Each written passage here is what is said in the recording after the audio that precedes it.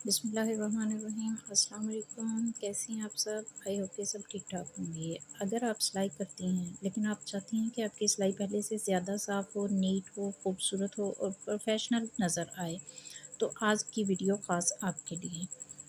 आज मैं आपके साथ सिलाई में महारत हासिल करने के तरीके शेयर करूंगी। ये छोटे-छोटे टिप्स जो हैं, तरीके जो हैं, ये आप अगर शामिल कर लेंगी अपनी सिलाई में, तो आपके बनाए हुए जो कपड़े हैं, उनकी फिनिशिंग, उनकी लुक, उनकी स्टिचिंग इतनी नीट, इतनी साफ़ हो जाएगी और बहुत ज़्यादा बेहतर हो जाएगी।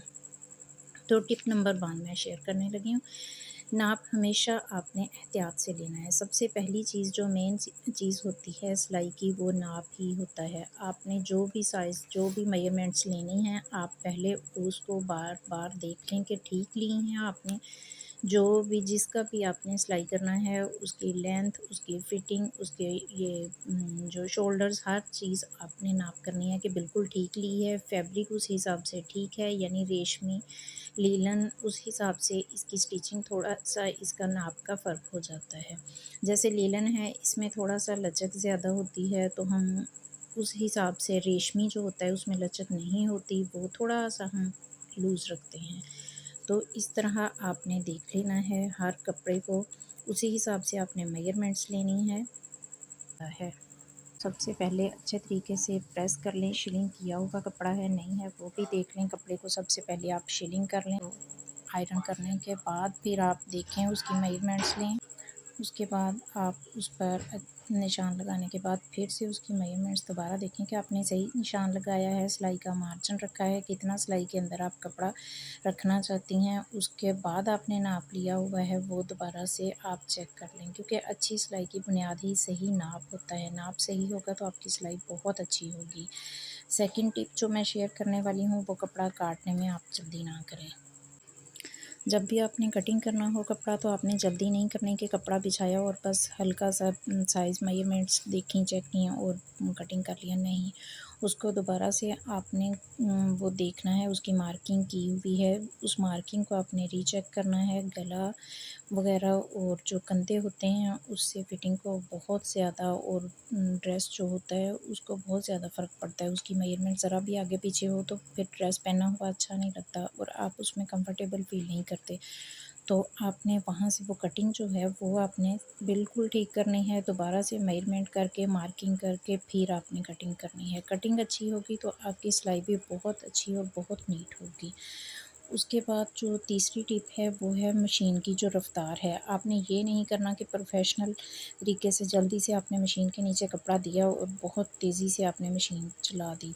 ऐसे नहीं करना, क्योंकि आप बिगिनर्स हैं। अभी आपने मशीन पर काबू रखना है। आपने तेज़ी नहीं करनी, ये नहीं करना कि मशीन तेज़ चले, बल्कि आपने अपने हाथ को देखना है कि आपके हाथ की जो गिरफ्त है, वो कपड़े पर ज़्यादा मज़बूत हो। कपड़े को आपने कैसे, कहाँ, किधर करना है, चलती हुई मशीन पे, या मशीन को थोड़ी देर बाद रोक कर, या मशीन को बिल्कुल आस्ता-आस्ता चलाते हुए सिलाई आपने किस तरफ लेके जानी है, उसी हिसाब से कपड़े को किस तरह फ़ोल्ड करना है, वो सारे तरीके आपने, इनको अपने हाथ पे ज़्यादा गिरफ्त रखनी है, अपने हाथ को देखना है। जब आपके हाथ की ग्रिप ठीक होगी कपड़े पर, आपका हाथ सेट हो जाएगा, तो रफ्तार भी खुद ही बढ़ जाएगी। फिर आपके कपड़े की फिनिशिंग भी अच्छी होगी, आपसे सफाई भी, इससे सिलाई भी हो जाएगी।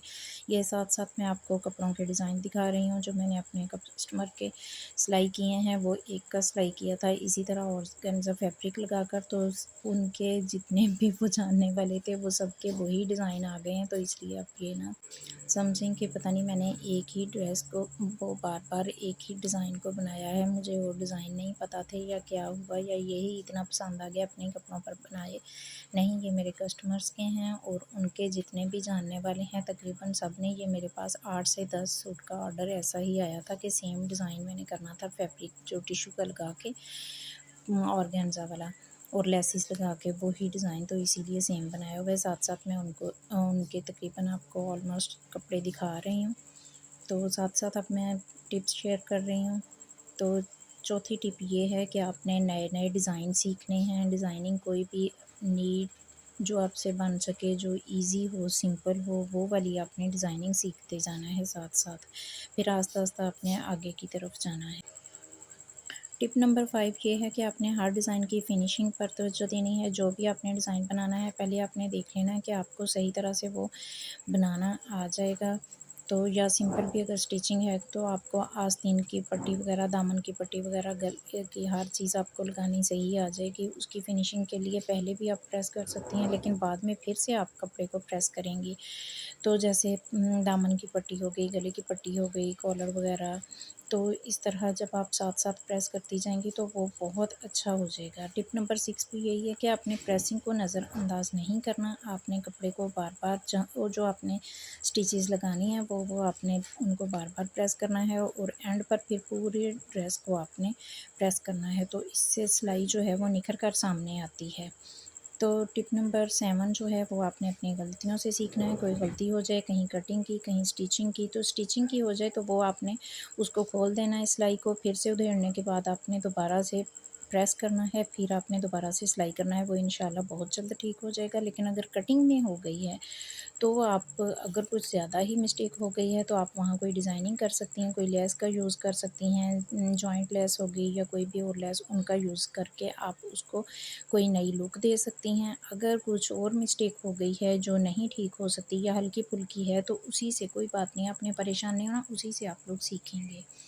ये आप सीखने के प्रोसेस से गुज़र रहे होते हैं तो अपनी गलतियों से ही इंसान सीखता है। कोई भी इंसान शुरू से ही परफेक्ट नहीं होता। तो ये गलतियाँ भी आपको सिखाने के लिए, अगला सबक देने के लिए होती हैं। तो लेकिन आपने मुसलसल प्रैक्टिस करते जाना है, प्रैक्टिस नहीं छोड़नी।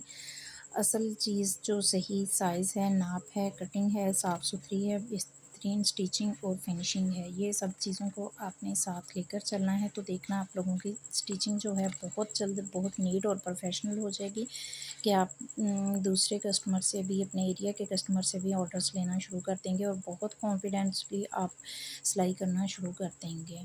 इंशाल्लाह अल्लाह ताला जो मेरी बहनों को कामयाब करे, जो भी सिलाई सीखना चाहती हैं या सीख रही हैं या कर रही हैं, अल्लाह ताला आपके फ़न में आप लोगों को और भी ज़्यादा महारत दे, आप लोगों को और भी ज़्यादा सेहत दे और भी ज़्यादा ये इसमें दिलचस्पी दे, क्योंकि किसी भी काम में शौक़ होगा, दिलचस्पी होगी तो काम बहुत अच्छे से होता है। आई होप कि आपको मेरी वीडियो आज की पसंद आई होगी। ओके जी, अल्लाह हाफ़िज़।